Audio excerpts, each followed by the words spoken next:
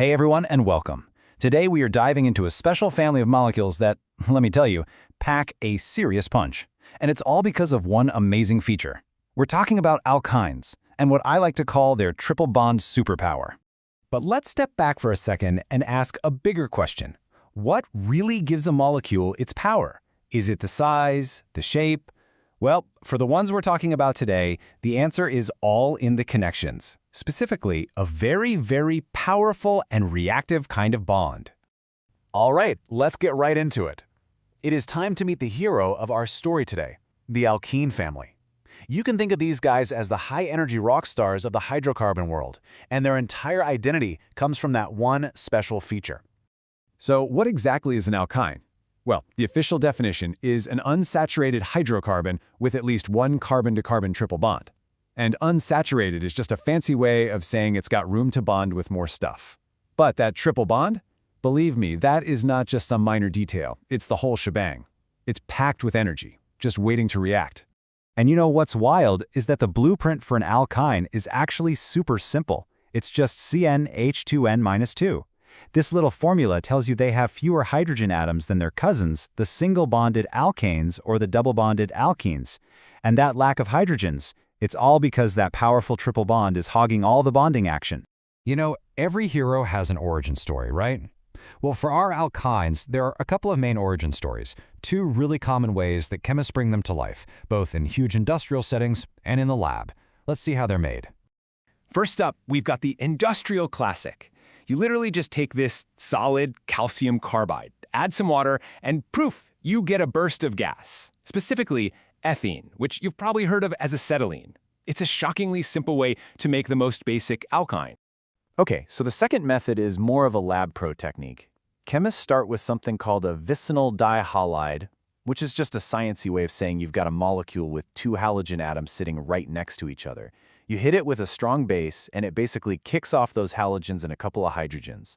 And right in their place, that powerful carbon-carbon triple bond snaps into existence. So we know what they are, we know where they come from, but what are alkynes actually like? Come on, if a molecule could have a personality, what would it be? Let's take a look at their physical traits. Well, their physical traits are pretty straightforward. They follow a nice, predictable pattern. The little guys, the first three, they're gases. As the carbon chain gets a bit longer, they become liquids. And the really long ones are solids. They also hate water, won't mix with it at all, but they dissolve just fine in other organic solvents. And they're all lighter than water. So, the big takeaway here, they're light and they absolutely do not want to mix with water. All right, this is where it gets really, really cool. We've been talking a lot about this superpower triple bond, right?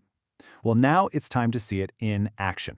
This is where alkynes get to do what they do best: transform, react, and build totally new things. So the number one move for an alkyne is what we call an addition reaction. You see, that super high-energy triple bond, it's a little bit unstable. It is just itching to break open so its carbons can form new bonds with other atoms. It's kind of like having two extra hands, just ready to grab onto anything that passes by. Okay, let's take hydrogen, for example. Through a process called hydrogenation, you can add a pair of hydrogen atoms, and boom, that triple bond becomes a double bond. Now you've got an alkene. But why stop there? Add another pair of hydrogens, and that double bond becomes a single bond. Just like that, you've turned your alkyne all the way into an alkane. And it's not just hydrogen. Alkynes are just as happy to react with halogens, things like chlorine or bromine. That triple bond can break open and grab onto not just two, but four halogen atoms, creating what we call a tetrahaloalkane. It's just a fantastic example of how much stuff that triple bond can grab onto. But wait, there's more. You can even add a water molecule. Now, with a little help from an acid catalyst and some mercury salts, this reaction completely flips the script on the molecule's identity. It transforms into a whole new kind of compound called a carbonyl, which has a carbon-oxygen double bond, a total makeover. But this might be the coolest trick of all, an alkyne's ability to connect with itself. This is the ultimate transformation, linking up to form these giant chains and rings in a process that we call polymerization. And get this, it can do it in two totally different, spectacular ways. In linear polymerization, ethyne molecules link up end-to-end, kind of like a daisy chain, creating a polymer called polyacetylene. But in cyclic polymerization, 3 of them perform this incredible molecular dance, joining up in a perfect circle to form benzene. And guys, this is a huge deal. Benzene is like a master key in chemistry. It's the starting point for making, well, almost everything. We're talking plastics, medicines, you name it. It is one of the absolute most important building blocks there is. So there you have it. The alkyne's entire identity, all its power, all comes from that triple bond. I mean, think about it. We go from a simple gas you'd find in a welding torch, all the way to the foundational building block for complex plastics and life-saving drugs. It really makes you wonder, what will the triple bond superpower build next?